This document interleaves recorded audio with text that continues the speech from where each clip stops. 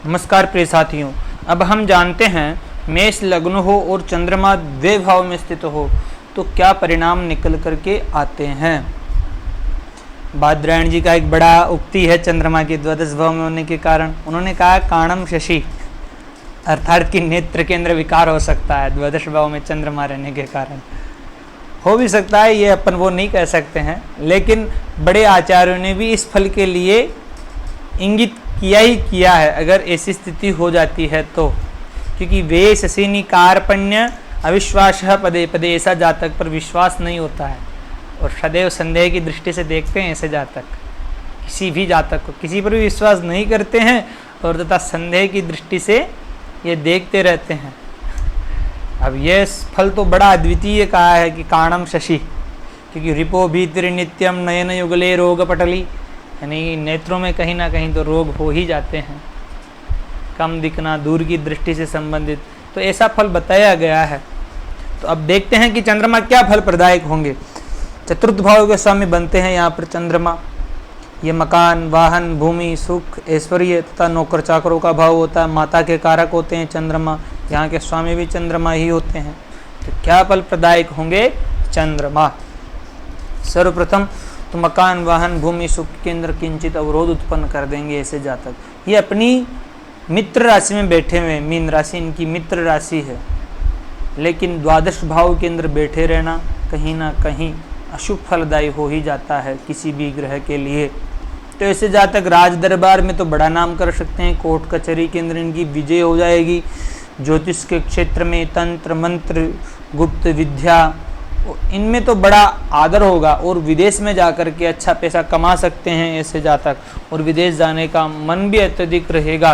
अस्पताल के कार्य हुए इनमें भी, चिकित्सा के क्षेत्र में, मेडिकल के क्षेत्र में, पेटेंट दवाइयों के संबंध में ऐसा जातक बड़ा अग्रणी हो सकता है। लेकिन यह कहीं ना कहीं चतुर्थ भाव के जो फल है उनमें न्यूनता ला देता है, अर्थात कि न्यून या फिर न्यून फल दे देता है। और चंद्रमा का द्वादश में रहना कहा, ये काणम शशि, वह कौन से नेत्र के अंदर विकार आता है, तो वह आता है वाम नेत्रे, यानी कि बायां नेत्र किंचित उसमें कम दिखाई पड़ता हो, ऐसी स्थिति उत्पन्न कर देता है। अब आगे देखें कि चंद्रमा के साथ में यहाँ पर कौन कौन से ग्रह शुभ फल प्रदायी होंगे। अगर चंद्रमा के साथ में यहाँ पर सूर्य देव स्थित हो तब क्या परिणाम निकल करके आते हैं। केंद्र और त्रिकोण के स्वामी होते हैं सूर्य और चंद्रमा दोनों। त्रिकोण के स्वामी सूर्य होते हैं तो कहते हैं महर्षि पाराशर जी, सर्वे त्रिकोण नेतारो ग्रहाः सुफल प्रदाः, सभी त्रिकोण के स्वामी शुभ फल प्रद है। त्रिकोण के स्वामी हो गए सूर्य, और चंद्रमा केंद्र के स्वामी है। तो यहाँ के लिए महर्षि पाराशर जी कहते हैं न दिशंति सुबंद्रणाम सौम्या केंद्राधिपा यदि क्रूरास्येद शुभं खेते प्रबलास्योत्तरोत्तरम, यानी उत्तरोत्तर क्रम में भाव तो बलवान होते हैं, लेकिन न दिशंति सुबंद्रणाम, शुभ ग्रह फल नहीं देते अगर केंद्र के स्वामी होते हैं। अशुभ ग्रह अगर हो जाते तो अशुभ फल नहीं देते हैं। और कहते हैं कि यहाँ का स्वामी चंद्रमा पक्ष बल से हीन होने के कारण पापी है, और पापी होते केंद्र का स्वामी है तो शुभ हो जाता है। तो यह युति केंद्र और त्रिकोण का संबंध हो जाता है। केंद्र त्रिकोण पतया संबंधेन परस्परम इतरैहि अप्रसक्ता सिद्ध विशेष फलदायक, यह विशेष फलदायक हो जाती है केंद्र और त्रिकोण की युति। यह राजयोग जातक को 33 वर्ष के बाद में फलीभूत होता है, और हो सकता है कि ज़्यादा दिन तक पेंशन ना मिले। इसका कारण क्या है, कहीं कहीं पर लिखा हुआ है कि अगर चंद्रमा कर्क वृश्चिक कोण मीन में हो, सरकारी नौकर को पेंशन बहुत दिनों तक नहीं मिलती है, ऐसा सरकारी नौकरी भी प्राप्त कर लेते हैं। तो संतान पक्ष के स्वामी होते हैं सूर्य, विद्या संतान, तो संतान पक्ष से किंचित अनुबंध रहेगी, संतान को कहीं ना कहीं कष्ट उत्पन्न होगा। मित्र क्षेत्रीय, लेकिन पंचम भाव से अष्टम भाव में बैठे हुए हैं सूर्य, तो संतान पक्ष को कहीं ना कहीं कमजोर करते हैं। यहाँ के कारक गुरु की स्थिति अच्छी रहेगी तो बड़ा अच्छा फल प्रदायक होगी, बुजुर्गों का नाम रोशन करने वाले से जातक होंगे। अब आगे देखते हैं, चंद्रमा के साथ में अगर मंगल हो तब क्या परिणाम निकल करके आते हैं। चंद्र और मंगल की युति गजलक्ष्मी योग का सृजन करती है। सर्वप्रथम तो ऐसे जातक धनवान होंगे, बड़े धनवान होंगे, लेकिन मांगलिक भी होंगे। ऐसे जातक क्या होंगे? मांगलिक दोष का परिहार नहीं होगा। सामान्य परिहार तो है, लेकिन पूर्ण परिहार नहीं होगा। चंद्र और मंगल जातक को धनवान बनाएंगे, अत्यधिक धनवान बनाएंगे, और एक छोटा भाई भी होगा। मंगल मित्र राशि के अंदर बैठे रहेंगे, तो मंगल की दृष्टि तृतीय भाव पर, षष्ठ भाव पर तथा सप्तम भाव पर रहेगी। तृतीय भाव के कारक होते हैं मंगल, तो यानी साहस में किंचित कमी रहेगी, लेकिन तृतीय भाव को देखेंगे तो छोटे भाई बहनों के लिए ये शुभ है। षष्ठ भाव को देखेंगे, ऋण रोग शत्रुओं का नाश करने वाले होंगे। वैवाहिक जीवन को भी कहीं ना कहीं, दाम्पत्य जीवन को बिगाड़ने का कार्य करेंगे। लेकिन अगर यहाँ पर कहीं से भी यहाँ के कारक शुक्र की दृष्टि यहाँ पर हो, या फिर यहीं पर हो, गुरु की दृष्टि यहाँ पर पड़ रही हो, किन्हीं और पाप ग्रहों की दृष्टि ना हो, तो वैवाहिक जीवन आनंदमय रहेगा। अन्यथा आपको भी मांगलिक से मांगलिक का विवाह हो, तब वैवाहिक जीवन शुभ रहेगा। अब विचार करते हैं, चंद्रमा के साथ में अगर बुध हो तब क्या परिणाम निकल करके आते हैं। बुध यहाँ पर अपनी नीच राशि में स्थित रहेंगे, तो दाम्पत्य जीवन को जो सैया सुख होता है उसको कहीं ना कहीं बिगाड़ने का काम करेंगे। लेकिन यहाँ के ये नीच के तो बैठ गए बुध, लेकिन चंद्रमा के साथ में बैठे हुए हैं। चंद्र और बुध की युति जातक को बड़ा काल्पनिक बनाती है। विचार बहुत अत्यधिक करते हैं ऐसे जातक, सोचते अत्यधिक। अगर शुक्र यहाँ पर चंद्रमा से केंद्र में बैठे, यहाँ पर बैठे, चाहे यहाँ पर बैठे, चाहे यहाँ पर बैठे शुक्र, तो नीच भंग योग का सृजन होगा। नीच भंग योग अगर सृजित होता है तो बड़ा अच्छा फल प्रदायक होंगे, क्योंकि जातक फिर धनवान होगा, बड़े धार्मिक कार्यों में अपना धन व्यय करेगा। क्योंकि शुभ ग्रह अगर व्यय भाव में आकर के बैठते हैं तो शुभ कार्यों में खर्चा कराते हैं। चंद्रमा स्वयं भी शुभ हो करके अगर व्यय भाव में बैठे रहते हैं तो यज्ञ इत्यादि धार्मिक कार्यों में अत्यधिक खर्चा होता है। तो चंद्र और बुध साथ में रहते तो ऐसे जातक वकील का काम कर सकते हैं, ज्योतिषी का काम कर सकते हैं। तो ऐसी स्थितियां उत्पन्न कर देते हैं। तंत्र मंत्र गुप्त विद्याओं में ऐसी रुचि रहती है। गणित का काम कर सकते हैं ऐसे जातक, कंप्यूटर साइंस का काम कर सकते हैं ऐसा जातक, बड़ा अच्छा फल प्रदायक बन जाते हैं अगर नीच भंग योग का सृजन हो रहा है तो। अन्यथा यह युति श्रेयस्कर नहीं है सैया सुख के लिए, व्यय के लिए, क्योंकि चंद्र और बुध एक दूसरे के शत्रु है, तो यह फिर अत्यधिक शुभ नहीं रहने वाली। अगर चंद्रमा के साथ में यहाँ पर देव गुरु स्वयं हो तब क्या परिणाम देखने को मिलेगा, अब यह विचार करते हैं।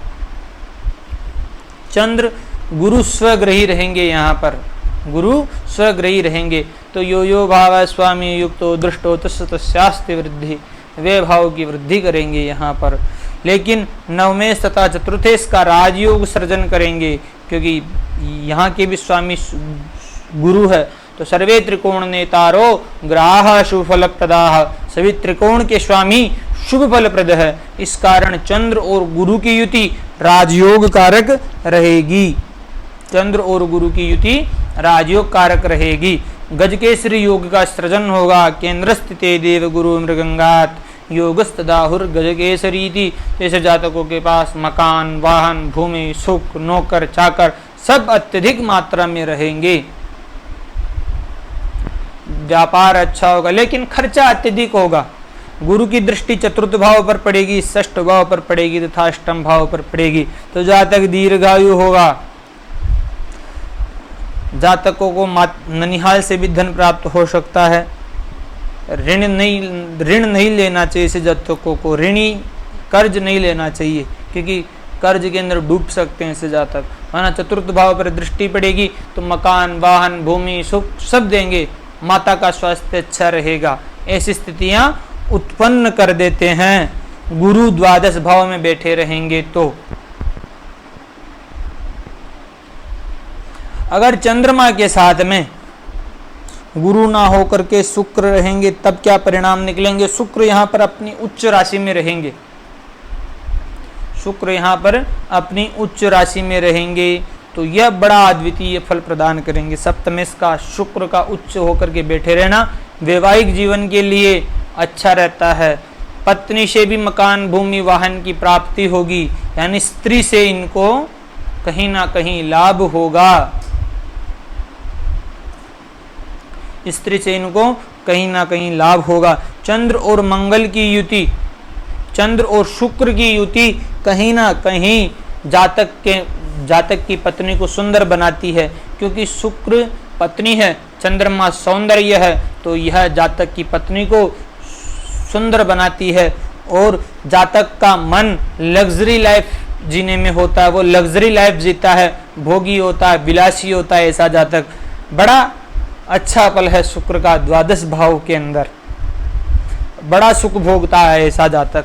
चंद्रमा के साथ में अगर यहाँ पर शनि हो तब क्या परिणाम निकल करके आते हैं?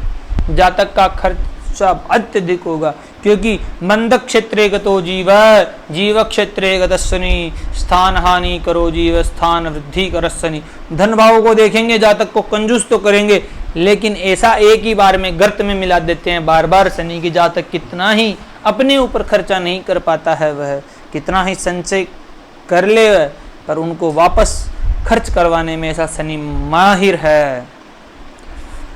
जातक का स्वास्थ्य भी किंचित परेशानी उत्पन्नमय हो जाए, अगर यहाँ पर भी कोई पाप ग्रह आकर के बैठ जाए, लग्न पाप कर्तरी में चला जाता है, तो इस स्थिति अच्छी नहीं मानी गई है। लाभ भंग कर देंगे, जितना लाभ मिलना चाहिए था वह नहीं हो पाएगा, राज्य भंग करवा देंगे, तो ऐसी स्थितियाँ यहाँ पर उत्पन्न करवा देंगे, क्योंकि यहाँ के स्वामी व्यय भाव में जाकर के बैठे हुए हैं। शनि की दृष्टि यहाँ पर भाग्य भाव पर तथा षष्ठ भाव पर भी पड़ेगी, भाग्य में अवरोध उत्पन्न करेगी, कहीं ना कहीं ऋण रोग शत्रुओं का मर्दन करेगी यहाँ पर शनि की दृष्टि। चंद्र और शनि की युति विष योग का भी सृजन कर देती है, जिसको पुनर्भू योग भी कहते हैं। तो ऐसे जातक का वैवाहिक जीवन कष्टमय बना रहता है, कष्टमय वैवाहिक जीवन बना देता है। जो भी कार्य होते हैं वह तीसरी या चौथी बार में संपन्न होते हैं, ऐसे स्थिति उत्पन्न कर देती है। जातक का उत्तरार्ध अच्छा होता है। अगर चंद्रमा के साथ में अगर राहु हो तब क्या परिणाम निकल कर के आते हैं, यह जानते हैं। जातक के माता के स्वास्थ्य में बड़ी दिक्कत आती है, क्योंकि चंद्रमा मन माता के कारक है। चंद्र और राहु की युति कहीं ना कहीं जेल यात्रा इत्यादि करवा सकती है। चंद्र और राहु कहीं ना कहीं मन के अंदर दुख उत्पन्न कर देती है, जातक को आलसी बना देती है, ऐसी स्थितियां उत्पन्न कर देती है।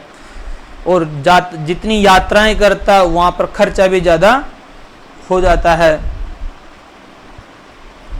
तो ऐसी स्थितियां चंद्र और राहु उत्पन्न कर देते। मकान वाहन भूमि सुख नौकर चाकर में के सुख में कहीं ना कहीं न्यूनता ह्रास उत्पन्न कर देता है चंद्र और राहु की युति। अब आगे देखते हैं, चंद्रमा के साथ में अगर केतु हो तो केतु धार्मिक है, धर्म है, धर्म के प्रतीक है। तो ऐसे जातकों का मन धार्मिक क्रियाकलापों में अत्यधिक रहेगा। जवान का सच्चा नहीं रहेगा ऐसा जातक, लेकिन हवाई यात्रा अत्यधिक करेगा ऐसा जातक। तो ऐसी स्थितियां उत्पन्न कर देते हैं। राहु हो तो नेत्र में अवश्य ही विकार उत्पन्न होंगे, क्योंकि इन दोनों के लिए कहते हैं यद्यद भावगतो वापि यद्यद भावे संयुतो तत्तत् फलानि प्रबलो प्रदिशेताम तमोग्रहो। तो धन्यवाद मित्रों, अभी तक हमारे YouTube चैनल को सब्सक्राइब नहीं किया तो कर लीजिए। धन्यवाद।